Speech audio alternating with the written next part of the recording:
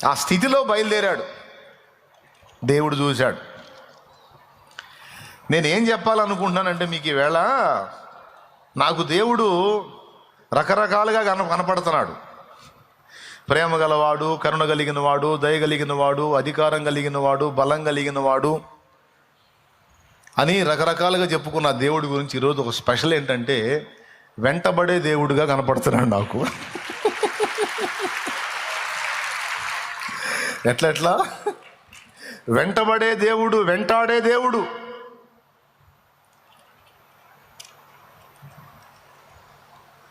అసలు యాకోబు వెంటబడ్డాడు ఈయన. వాస్తవంగా మనం దేవుని వెంటబడాలి లెక్క, కానీ ఇక్కడ రివర్స్లో దేవుడు భక్తుల వెంటబడటం ఏంటో నాకు వింతగా ఉంది. అందుకనే నేను దీన్ని ధ్యానం చేసే కొద్దిగా. దేవునికి స్తోత్రం. దేవుడు భక్తుల వెంటబడతాడా?